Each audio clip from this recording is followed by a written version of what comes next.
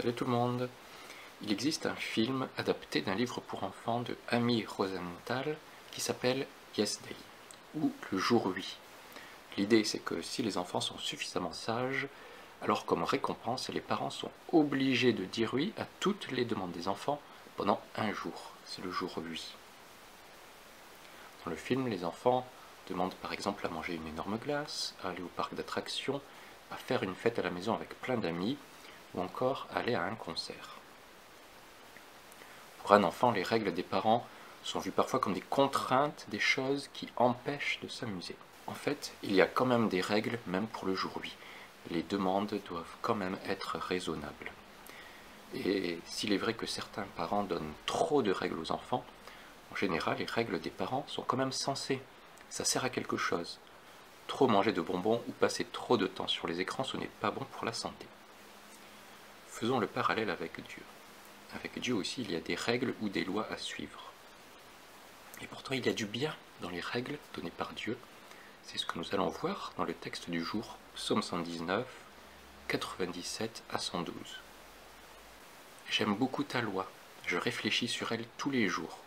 Ton commandement me rend plus sage que mes ennemis, je le fais mien pour toujours.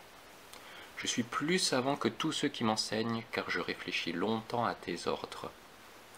Je sais mieux juger que les anciens, car j'obéis à tes exigences. J'évite de prendre le chemin du mal pour obéir à ce que tu dis. Je respecte fidèlement tes décisions, car c'est toi qui me les as apprises. Dans ma bouche, tes paroles sont douces, plus douces que le miel. Tes exigences me permettent de bien juger. Aussi, je déteste tout ce qui est mensonge. Ta parole est une lampe qui éclaire mes pas, une lumière sur ma route. J'ai promis de respecter tes décisions justes et je tiendrai ma promesse. On m'a vraiment traîné dans la boue. Seigneur, fais-moi vivre comme tu l'as promis. Accepte les prières que je te fais, Seigneur. Apprends-moi tes décisions. Je suis toujours en danger, mais je n'oublie pas ta loi. Des gens mauvais m'ont tendu un piège, mais je ne me suis pas éloigné de tes exigences. Pour moi, tes ordres sont un trésor que je garde sans cesse. Ils sont la joie de mon cœur. Je m'applique à faire ce que tu veux. Voilà ma récompense pour toujours. Dans une première partie, nous allons voir que Dieu nous demande de réfléchir sur la loi de Dieu et de s'appliquer à faire ce qu'elle veut. Dans la deuxième partie, nous verrons que réfléchir sur la loi de Dieu et s'appliquer à faire ce que Dieu veut, c'est bien et cela apporte plein de belles choses. Alors tout d'abord, réfléchir sur la loi de Dieu et s'appliquer à faire ce que Dieu veut. J'aime beaucoup ta loi. Peut sembler hallucinant aujourd'hui, hors sol. La loi est parfois perçue comme quelque chose qui gêne ma liberté personnelle. On l'a vu, les enfants n'aiment pas toujours les règles des parents. Ni Dieu ni maître, telle est la devise anarchiste. Dans notre monde, certains veulent vivre sans Dieu et aussi sans autorité politique. Pourtant, même en philosophie, la question de l'équilibre entre liberté personnelle et la vie sociale se pose. La question suivante a été posée au bac de philo. Obéir aux lois, est-ce renoncer à sa liberté? Sans faire de politique, il est vrai que dans certains systèmes politiques, des tyrans ont écrasé et appauvri les gens qui se sont naturellement révoltés. On pense par exemple à la Révolution française qui a eu lieu car la noblesse, le clergé et le parlementaire ne payaient pas d'impôts, alors que tout le peuple en payait et mourait de faim. Pourtant, même si les systèmes sont parfois injustes, ces systèmes politiques apportent un certain ordre social dans les pays. Sans l'État, chacun fait ce qu'il veut, c'est la loi du plus fort, et les autres peuvent contraindre ma liberté. Avec Dieu aussi, il y a des lois, des commandements, des exigences, et quand on entend ces mots, on est tenté de les rejeter ou de fuir, car cela pourrait entraver ma liberté. Pourtant, c'est bien le contraire qui se passe. En suivant la loi de Dieu, je suis libre. Si donc le Fils vous affranchit, vous serez réellement libre, nous dit Jean 3, 36. Il y a eu une chasse au trésor en France, lancée en 1993, la Chouette d'or. Cette chasse au trésor a duré 31 ans, avec des énigmes très compliquées pour trouver le trésor caché, qui était donc une chouette en or. La solution a été trouvée en octobre 2024, et c'est vrai que dans ce cas, l'objectif était de faire une énigme vraiment compliquée est très dur à trouver. Au contraire, la parole de Dieu, la Bible, c'est un peu comme une chasse au trésor, une carte au trésor, pour expliquer aux hommes qui est Dieu et comment vivre dans le monde. Sauf que là, c'est beaucoup plus simple et plus compréhensible. Tout le monde peut comprendre et lire la Bible sans attendre 31 ans avant d'arriver au bout de l'énigme. D'ailleurs, il n'y a pas d'énigme. De même que les règles que donnent les parents aux enfants sont là pour les protéger et les faire grandir, si elles sont bien faites, de même la parole, la loi de Dieu, les commandements, les exigences de Dieu sont là pour nous faire du bien, pour nous montrer comment bien vivre dans le monde. Et c'est là une loi parfaite. Dieu ne s'est pas trompé en nous donnant sa loi. La loi de Dieu est pour notre bien, pas pour nous écraser, pas pour nous faire du mal. On verra dans la deuxième partie les bienfaits de cette loi. Alors la parole et la loi de Dieu nous montrent Dieu. Cela nous paraît évident aujourd'hui. La Bible est la parole de Dieu. Les chrétiens le savent. Pourtant, comment connaître Dieu? En fait, on ne peut connaître Dieu qu'avec ce qu'il montre de lui, ce qu'il nous révèle. Sur Internet et les réseaux sociaux, les gens ne peuvent voir que ce que les gens montrent d'eux. Si on publie des photos, des vidéos, si on met des j'aime à des publications, les autres peuvent le voir. Et peuvent se faire une idée de qui on est au travers des choses que l'on veut bien montrer. Certains ne publient quasiment rien, alors on ne peut pas savoir grand-chose d'eux par ce moyen-là. Avec Dieu, de même, on ne peut connaître de Dieu que ce qu'il montre, que ce qu'il veut bien nous montrer. Il nous montre bien sûr la nature, dont on voit la beauté. On se dit qu'il y a certainement un créateur derrière cette nature. Dieu se révèle parfois par des rêves à certains. Comment distinguer un rêve normal d'une révélation de Dieu? Pas évident. Pour en savoir plus de manière certaine sur Dieu,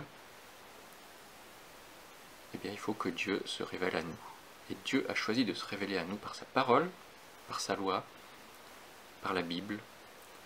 La loi et les commandements donnés dans la Bible nous permettent de connaître Dieu mieux que par la nature ou par les rêves. Avec la parole de Dieu, avec la Bible, on en sait plus sur Dieu, même si on ne sait pas tout non plus. Deutéronome 29-28 dit ceci: « Les choses cachées sont pour l'Éternel notre Dieu, les choses révélées sont pour nous et nos enfants à toujours, afin que nous mettions en pratique toutes les paroles de cette loi. » Qu'est-ce que Dieu nous demande de faire alors? Et on l'a lu dans ce passage. Dieu nous demande d'aimer la loi de Dieu, de réfléchir sur elle, de réfléchir longtemps. Dieu nous demande d'obéir à ses exigences et éviter de prendre le chemin du mal, obéir à ce que Dieu dit, détester tout ce qui est mensonge, respecter fidèlement les décisions de Dieu, faire des prières à Dieu, ne pas oublier sa loi, ne pas s'éloigner de ses exigences, s'appliquer à faire ce que Dieu veut. Si on résume tout cela, il y a deux choses. Premièrement, réfléchir sur la loi de Dieu, et deuxièmement, s'appliquer à faire ce que Dieu veut. Faire ce que Dieu veut. Oui, mais comment concrètement? Bien, les influenceurs parlent de routine. On peut parler de bonnes habitudes. Pour faire ce que Dieu veut, il faut savoir très précisément et bien connaître ce que Dieu veut. Quelle est ta routine, quelle est ta bonne habitude pour lire la Bible, passer du temps avec Dieu et connaître ce que Dieu veut? Alors il faut un support, Bible papier, Bible sur téléphone, Bible audio, Bible en vidéo sur les plateformes d'hébergement de vidéos. Il y a le choix. Il faut une version ensuite, l'original en hébreu ou en grec, ou bien une traduction en français, ça va très bien aussi, ou dans une langue maternelle, n'importe. La traduction peut être littérale, proche de l'original. En français, il y a la seconde 21, la nouvelle Bible seconde, la seconde 79, et il y en a d'autres. Ou bien il y a aussi les traductions dites dynamiques, plus proches du sens du texte. La Bible du Sommeur, par exemple, la Parole de vie, français courant, il y en a d'autres également. Il faut choisir un moment ensuite, le matin en se levant, dans les transports, pendant les repas, le soir, à chacun de voir. En tout cas, c'est recommandé de lire un petit peu chaque jour. Avec qui? C'est recommandé également de lire seul pour être face à Dieu, sa loi, sa parole. Et c'est possible en plus de le faire en groupe avec 2-3 chrétiens ou des groupes de maison dans les églises. Enfin, c'est important de lire et surtout de s'appliquer à faire ce que Dieu veut dans la vie de tous les jours. Quand on apprend à conduire, on apprend d'abord le code, la théorie, et ensuite on fait les heures de conduite, 20 heures minimum en France, c'est la pratique. Donc on conduit en utilisant le code, mais en vrai sur la route. Donc il y a la théorie et la pratique. Et pour savoir conduire, il faut les deux. Et c'est pareil avec Dieu, il faut à la fois connaître Dieu, connaître sa parole, connaître sa loi, et aussi la mettre en pratique, la vivre chaque jour dans nos vies. En cette nouvelle année 2025, je nous encourage à mettre au point ou à améliorer notre routine pour méditer la loi de Dieu et aussi s'appliquer à faire ce que Dieu veut. Dans une deuxième partie, nous allons maintenant voir les bienfaits, tout ce que le fait de méditer et de mettre en pratique la loi de Dieu apporte. Réfléchir sur la loi de Dieu et s'appliquer à faire ce que Dieu veut apporte tout d'abord la sagesse. Ton commandement me rend plus sage que mes ennemis, je le fais mien pour toujours. Verset 98. Verset 99. Je suis plus savant que tous ceux qui m'enseignent, car je réfléchis longtemps à tes ordres. Verset 100. Je sais mieux juger que les anciens, car j'obéis à tes exigences. Ou dit autrement, j'ai plus d'intelligence que les vieillards, car j'obéis à tes exigences. La sagesse ou l'intelligence, selon la Bible, ce n'est pas augmenter son QI, ce n'est pas faire des exercices logiques compliqués facilement.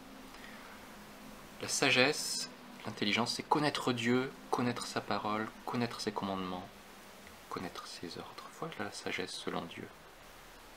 Proverbe 1,7 nous dit ceci, le respect du Seigneur est le commencement de la sagesse.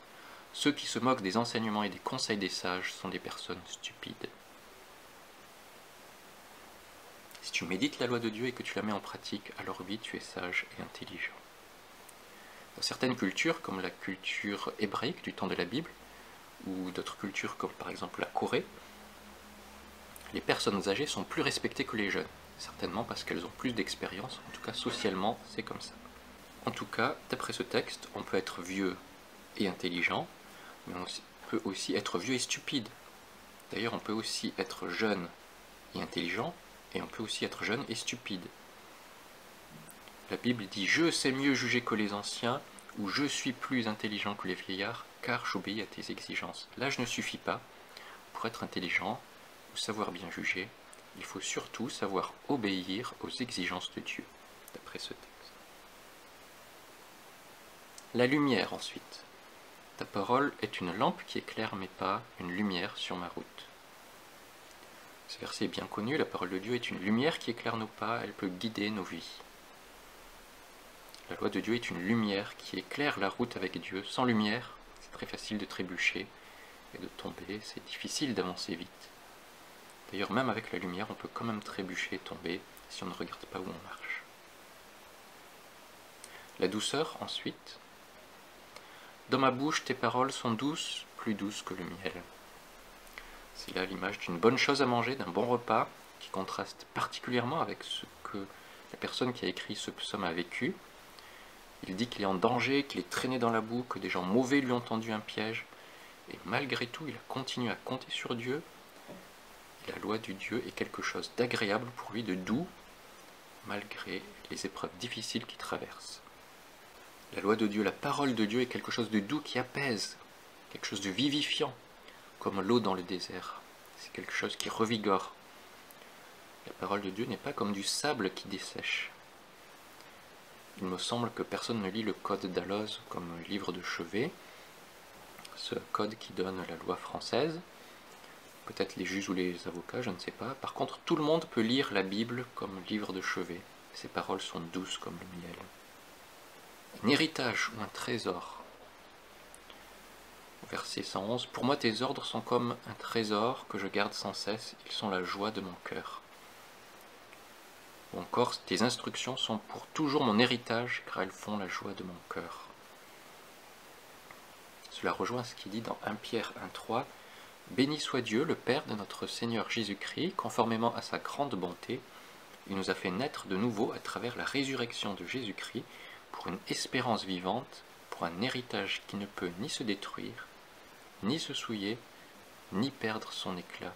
il vous est réservé dans le ciel. Et on le lit aussi dans Éphésiens 1,18.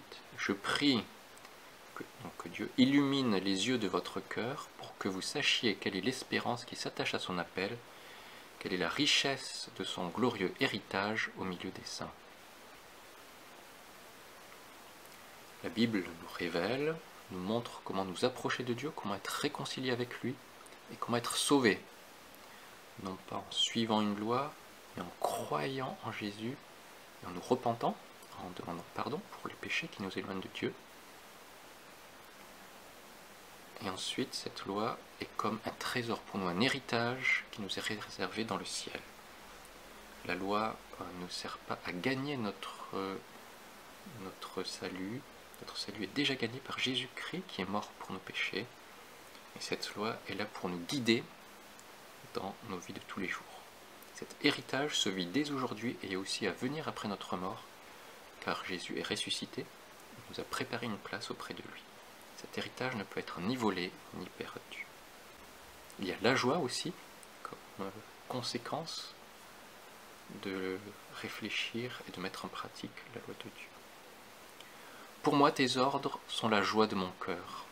Lit-on au verset 111 du psaume 119.